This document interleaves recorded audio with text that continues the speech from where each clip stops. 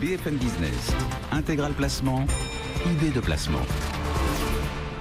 Hugues Chanteau est avec nous. Bonjour Hugues. Bonjour Cédric. Merci de nous avoir rejoints. Vous êtes directeur du financement chez PNG Consulting. On va parler ensemble d'assurance vie et plus spécifiquement d'une façon finalement de faire de l'assurance vie qui s'appelle la participation aux bénéfices différés.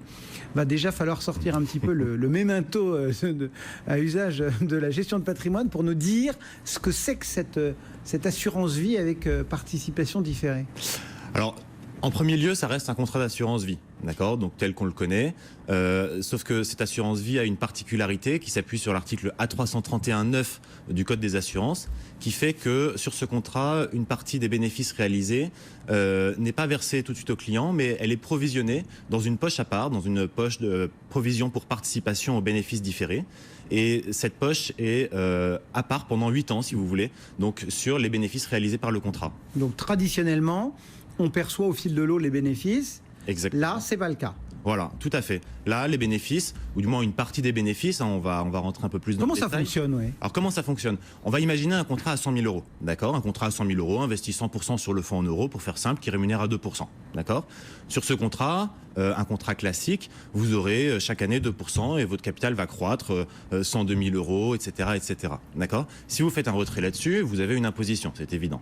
Sur un contrat à participation aux bénéfices différés, les 2 000 euros qui seraient générés par le fonds euro sont mis sur une poche spéciale, une poche à part, une poche pour provision, pour participation aux bénéfices différés, qui est inaccessible. Cette poche est inaccessible pendant 8 ans et chaque année, le fonds euro va déverser sur cette poche à part les bénéfices, ce qui fait que votre capital reste toujours de 100 000 euros. Donc vous n'avez pas d'imposition si vous faites un retrait là-dessus. Et au terme des 8 ans, ces 100 000 euros, cette poche va rejoindre le contrat et va rejoindre le capital, et le contrat, quand il aura plus de 8 ans, va se transformer en un contrat classique. Et cette poche, elle est rémunérée ?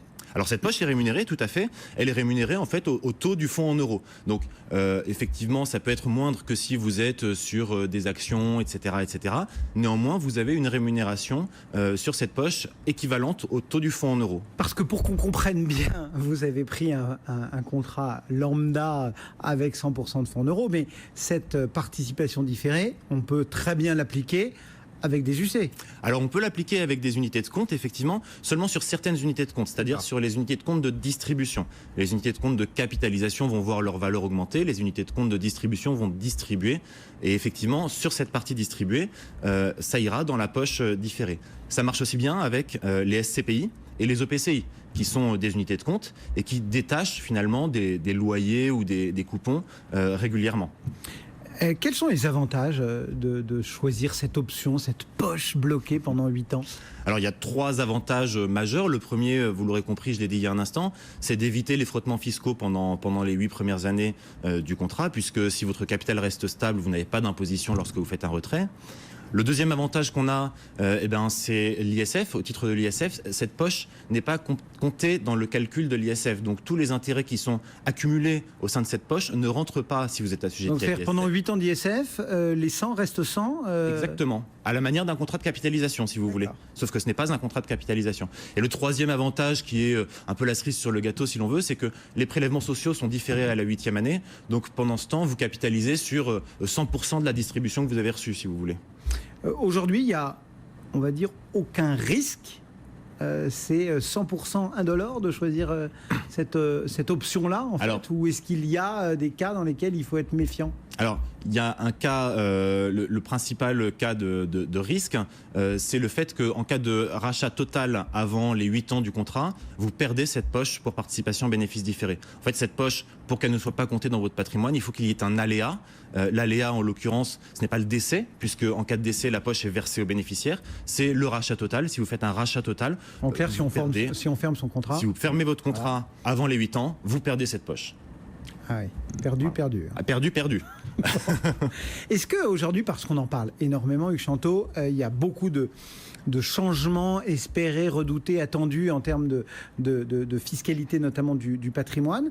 Est-ce qu'on imagine que ce qu'on nous annonce en termes de flat tax, en termes de CSG, en termes peut changer la donne et venir gêner, rendre moins intéressant ou pas cette utilisation de la participation aux bénéfices différés? Alors, je pense qu'il faut être assez prudent quand même, parce que pour l'instant, on a eu quelques annonces, effectivement. Les dernières en date, je crois, datent du patron de l'affaire avant l'été, sur la question de à partir de combien ça appliquerait la flat tax, etc. Maintenant, sur ce type de contrat, effectivement, il y aurait plus d'avantages au titre de l'ISF si la réforme passait telle qu'on la suppose aujourd'hui, avec uniquement un impôt sur la fortune immobilière. Encore que, on pourrait se poser la question des SCPI. Est-ce que c'est de l'immobilier? Est-ce que c'est pas de l'immobilier? Et si c'est dans un contrat... Visiblement, ça tourne pas mal autour de ça. Hein. Voilà. Et puis à côté, cette histoire de flat tax, j'ai envie de dire, est-ce que ça rendrait le contrat moins intéressant? Non, parce qu'on aurait toujours cette partie d'absence de frottements fiscaux pendant 8 ans. Et puis après, on retomberait dans du droit commun, entre guillemets, ou un contrat classique, j'ai envie de dire. Eh bien voilà, ça s'appelle la participation aux bénéfices différés. C'est une façon de faire de l'assurance vie que vous présentez ce matin. Hugues Chanteau pour PNG Consulting. Merci beaucoup d'avoir pris quelques minutes avec nous sur l'antenne de BFM Business.